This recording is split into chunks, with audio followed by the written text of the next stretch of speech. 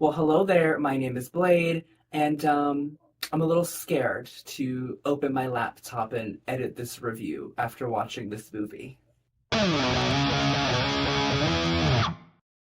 Hello, just wanted to make a quick comment that for some reason I don't know, the audio in this video came out really weird with this strange clicking noise. Now, I did put my degree to the test to clean up the audio, and honestly, I don't think I did a bad job, but it is still a little bit present. Hopefully it's not too distracting, but I just wanted to say that really quickly just in case you're like, what the hell is going on here?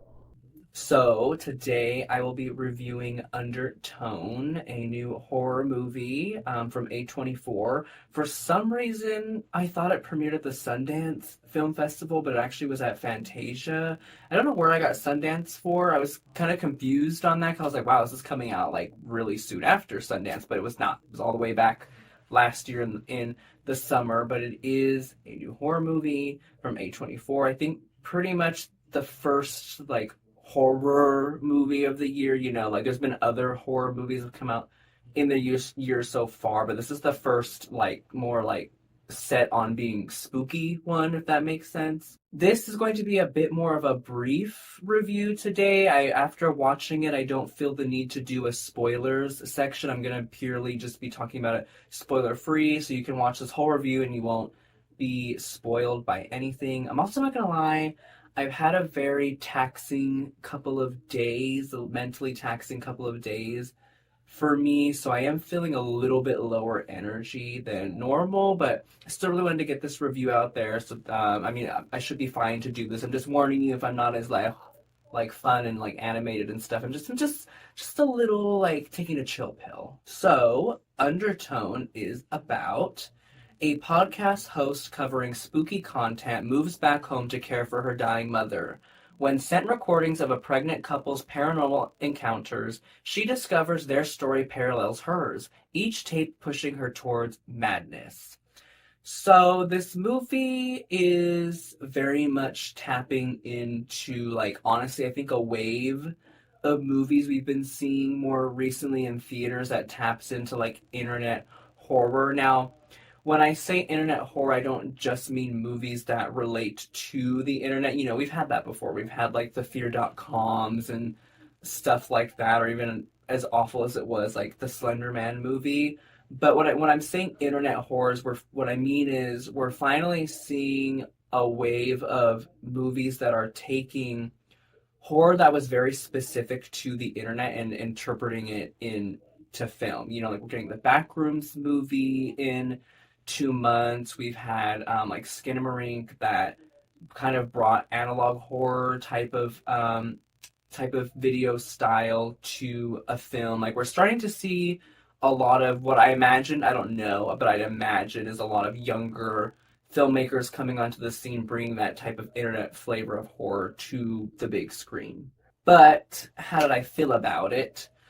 Well, to give some context, I always do about how I go into movies. This one I was just kind of like not necessarily anticipating, but I was interested. It seemed interesting. I thought the whole idea around it being like the audio is the horrifying part. I was very intrigued by, like how can that play out through a film and how are they going to use audio to like spook the audience. So that's how I went into it. And honestly, I think because there is kind of a general consensus right now, I think that this is a little bit more on the boring side. And to what I have to say to that is it is a bit on the slow burn side. Now, I do want to give a quick little disclaimer about the use of the term slow burn because I got a comment on my Iron Lung video mention about how I call that a slow burn as well. And it just maybe brought to my attention that slow burn might not be like as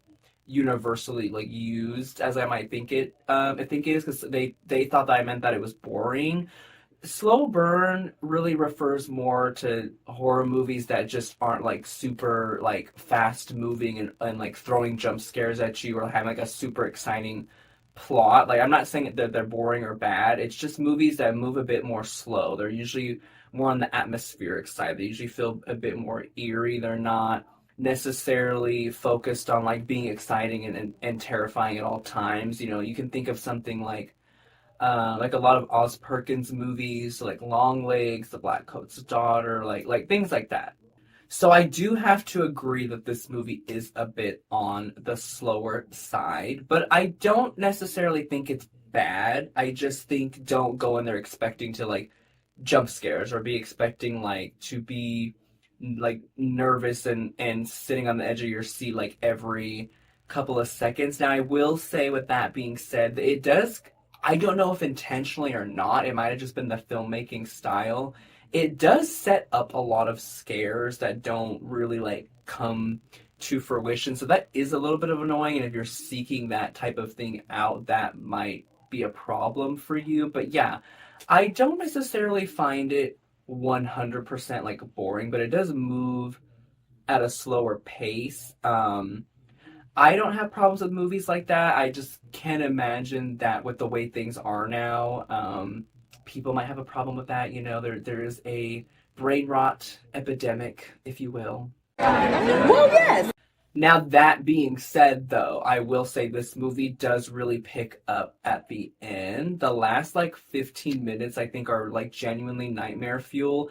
And it really found in that last 15 minutes the balance of like bringing that internet horror feeling to the screen. I felt like when I was watching things when I was younger, even now, because I do watch a lot of analog horror, that like you know like you found something you weren't supposed to find or like something like that, and then you're kind of like scared with you have your headphones on. Like it genuinely did freak me out at the end. I was very like in my seat like please stop.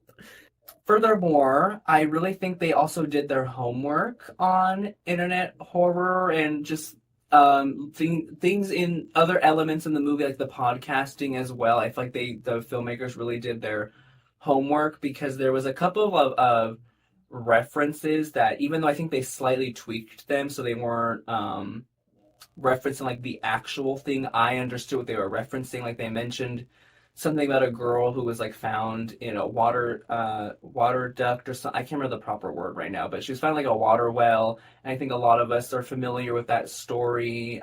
They also mentioned something about feeling wonderful, and I have a feeling I could be wrong, but I think that was a reference to like the I Feel Fantastic video.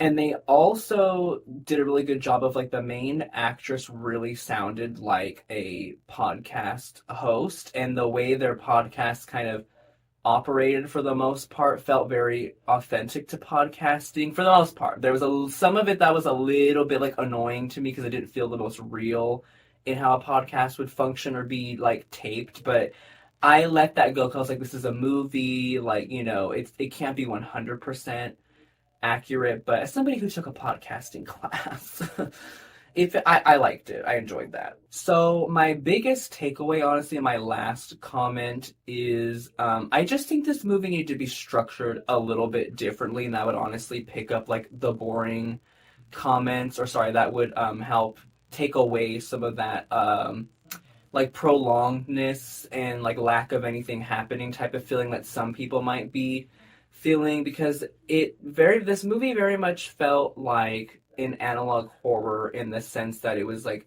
littering bits of, but on top of that, it was kind of blocked. Like it had blocks to it the same way an analog horror series might, you know, because they come out in episodes and installments, and each of those installments are usually getting new information and things to decode.